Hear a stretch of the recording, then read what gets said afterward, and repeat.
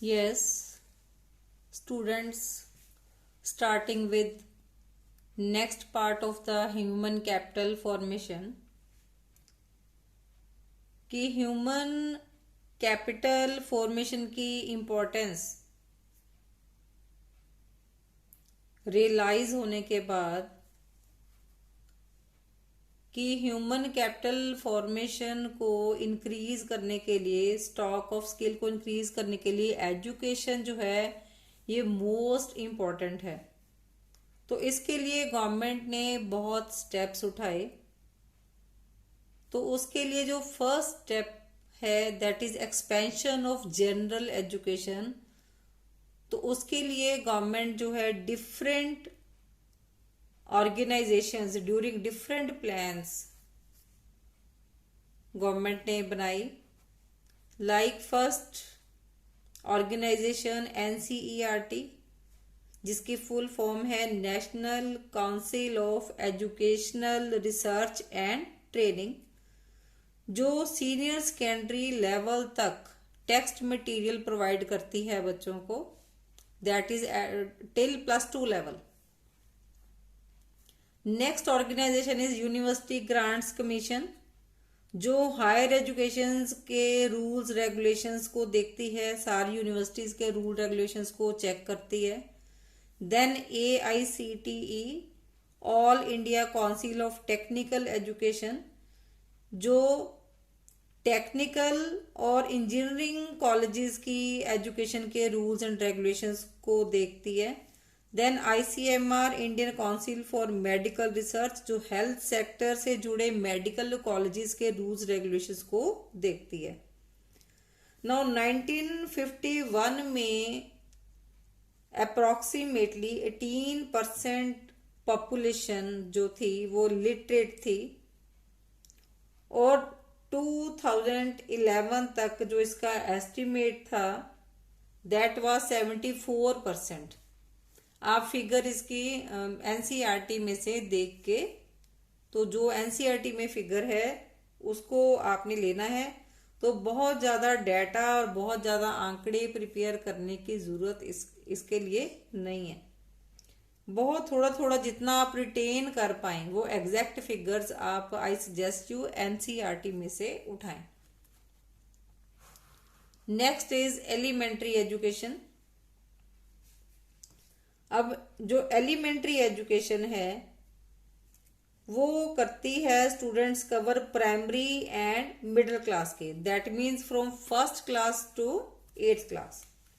So it covers the students from first to 8th class के बच्चों को ये कवर अप करती है, जिसमें 6 से 14 साल तक के बच्चों की एजुकेशन ये उसमें कवर अप होते हैं। तो इसमें जो ऑर्गेनाइजेशंस गवर्नमेंट ने बनाई वो बनाई सर्व शिक्षा अभियान SSA, जो कि 2001 में लॉन्च की गई। देन उसके बाद education guarantee scheme and alternative innovative education, ये जो स्कीम उन बच्चों के लिए लाई गई जो डिस्टेंट प्लेसेस में रहते थे, जिनके घरों के पास स्कूल 1 किलोमीटर के दायरे के अंदर नहीं थे। ये स्कीम उन बच्चों को पढ़ाने के लिए अप्लाई की गई। देन मिड डे मील, तो आप सबने सुना ही होगा, वेरी फेमस स्कीम। ये 15 अगस्त 1995 में गवर्नमेंट ने लॉन्च की, जिसमें प्राइमरी स्कूल के बच्चों को, दैट मीन्स 5th क्लास तक के बच्चों को फ्री एजुकेशन और free meal, free uniform, free books provide कराने की इसमें फैसिलिटी गवर्नमेंट ने दी। अब प्राइमरी क्लासेस तक बहुत कम बच्चों की एडमिशन इसमें आई। तो ये मेन रीजन है हमारी कंट्री में पॉवर्टी के आने का, कि जो अगर बच्चे पढ़ेंगे ही नहीं, लोग एजुकेशनली बैकवर्ड रहेंगे, उनको बड़े होकर नौकरियां नहीं मिलेंगी, उनको एम्प्लॉयमेंट नहीं मिलेगी, तो नेचुरली वो कमाएंगे नहीं, तो वो गरीब ही रहेंगे। अब इसके बाद जो नेक्स्ट है स्टेप गवर्नमेंट का, that was secondary and senior secondary education. अब इसके लिए 1987-88 में नवोदय विद्यालय ये एस्टेब्लिश किया गया।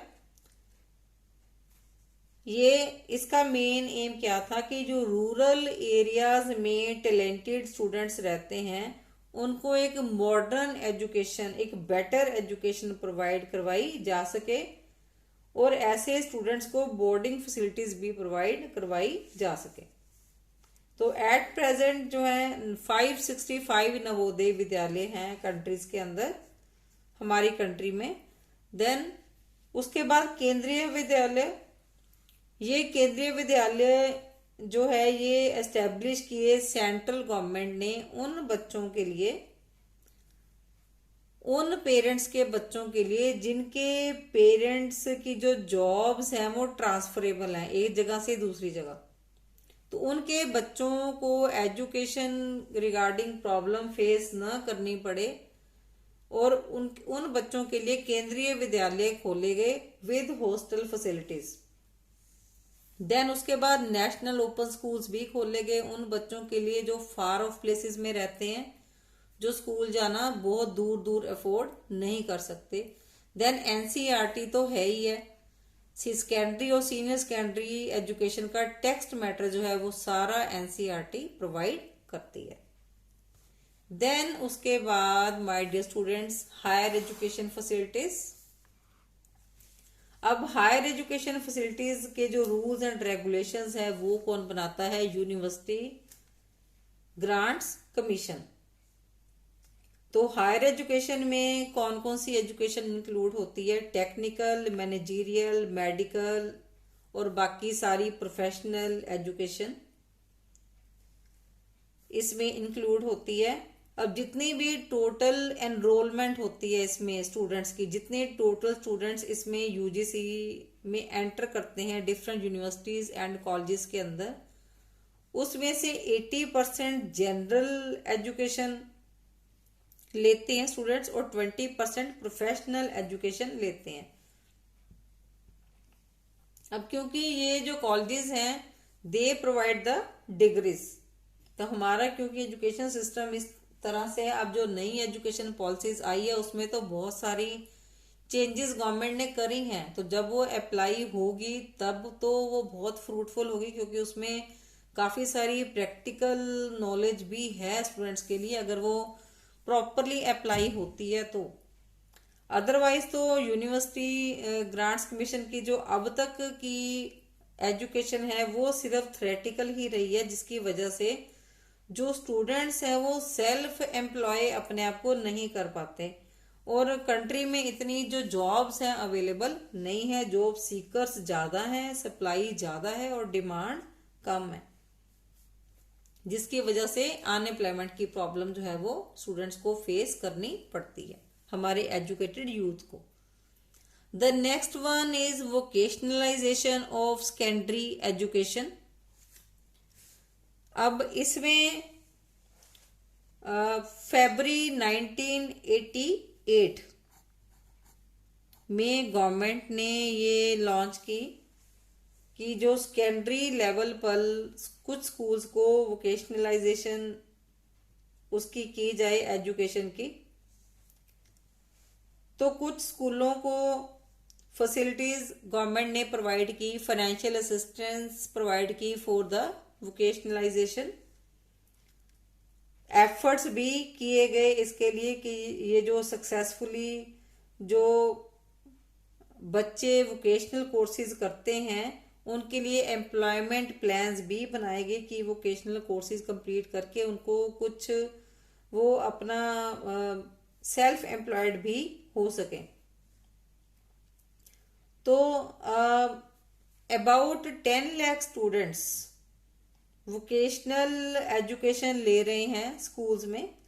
वोकेशनल कोर्सेज में की कैटेगरी में जैसे कि agriculture, trade, commerce, engineering, technology, health and medicines, financial marketing management. तो इस तरह के कोर्सेज जो हैं इसमें वोकेशनलाइजेशन के अंदर लाए गए, ताकि जो स्टूडेंट्स हैं वो अपने आप को सेल्फ एम्प्लॉय कर सकें।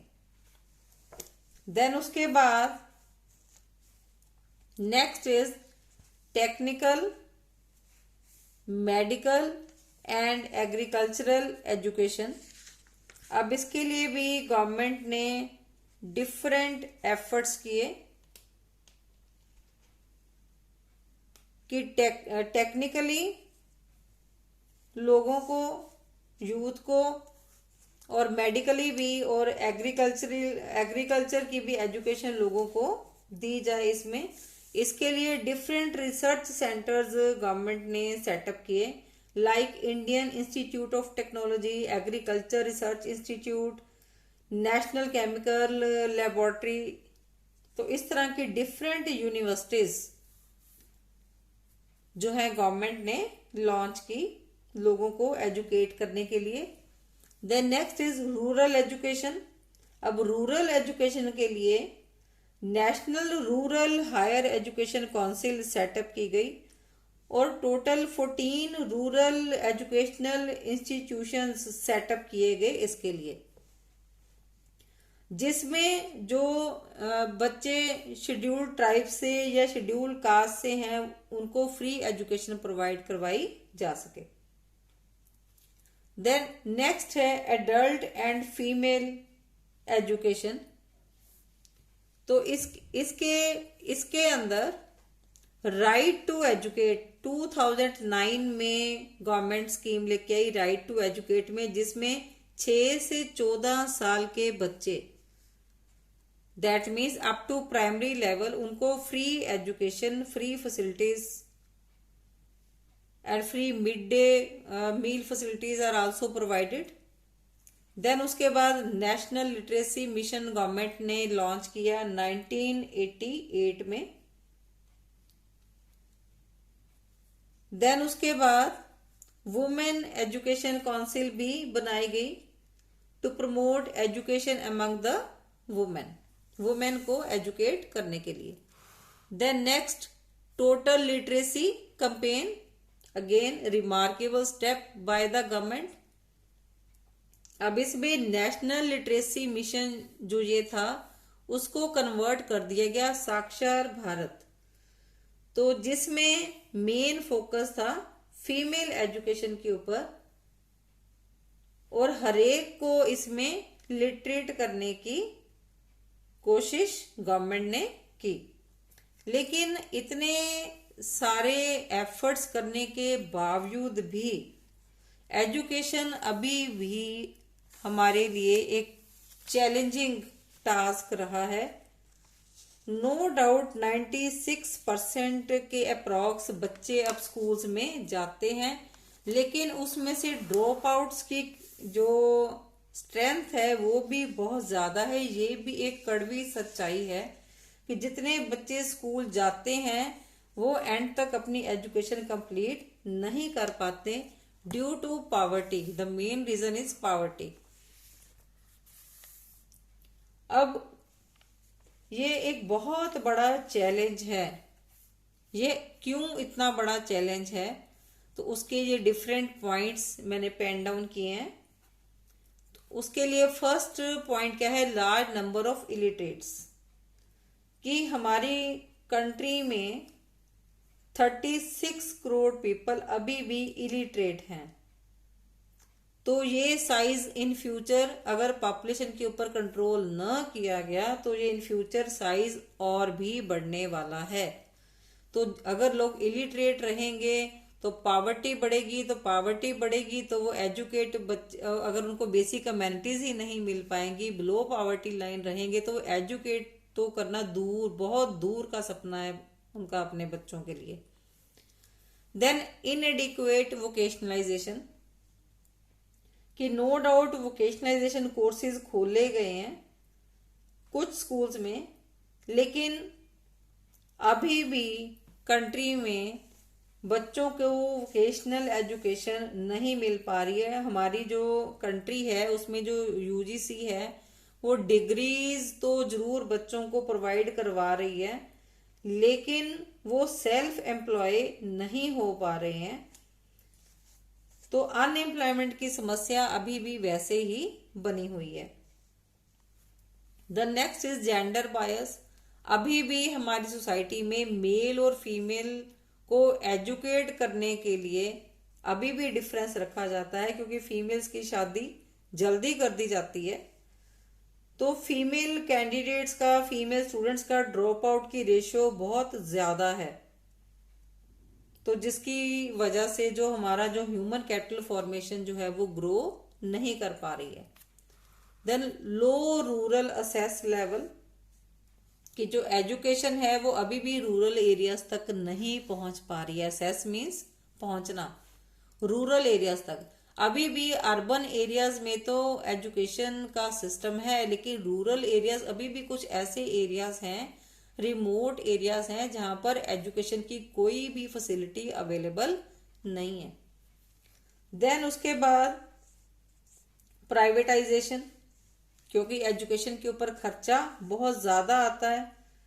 तो जो प्राइवेट एजुकेशन है, प्राइवेट स्कूल्स, प्राइवेट कॉलेजेस तो एजुकेशन बहुत अच्छी देते हैं, लेकिन उसमें जो पुअर स्टूडेंट है वो बेचारा नहीं पढ़ सकता जाके, क्योंकि प्राइवेट स्कूल्स, प्राइवेट कॉलेजेस बहुत ज्यादा कॉस्टली हैं। तो जिसकी वजह से रिच और पुअर का जो गैप है वो बना रहता है।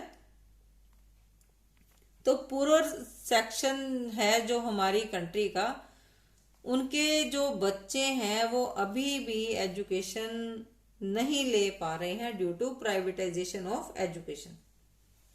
Then next last point is low government expenditure on education. अब हमारी गवर्नमेंट की जो कमिटमेंट है वो थी कि जीडीपी का 6% हिस्सा एजुकेशन के ऊपर खर्च करना, लेकिन एक्चुअल में हो कितना रहा है, 4%। अब जब कंट्री के जो लोग हैं वो एजुकेट ही नहीं होंगे तो वो कंट्री कहां से ग्रो करेगी। It's impossible for the country to grow. तो गवर्नमेंट को चाहिए वो जीडीपी का ज्यादा हिस्सा, तो जितना कम से कम कमिट किया है 6%, कम से कम उतना तो खर्चा एजुकेशन के ऊपर करना चाहिए, ताकि रिच और पुअर हरेक को एजुकेशन मिल सके और रिच और पुअर का जो गैप है वो भी रिड्यूस हो सके। क्योंकि लोग पढ़े लिखे होंगे तो उनको वो अनएम्प्लॉयड नहीं होंगे तो पॉवर्टी की समस्या अपने आप ही खत्म हो जाएगी। लेकिन अल्टीमेटली अब तक हो क्या रहा है, illiteracy breeding poverty and poverty breeding illiteracy. That means जो अनपढ़ता है वो गरीबी को जन्म दे रही है और गरीबी फिर आगे अनपढ़ता को जन्म दे रही है। तो स्टूडेंट्स, ह्यूमन कैपिटल फॉर्मेशन का जो टॉपिक है वो आपका कंप्लीट हो गया। आपकी कोई भी क्वेरी है तो you can ask in the comment section. और आपको वीडियो आपको अच्छी लगी है और क्लियर है सारे पॉइंट्स, तो you can also comment there कि video is clear to you. So thanks for your patient listening.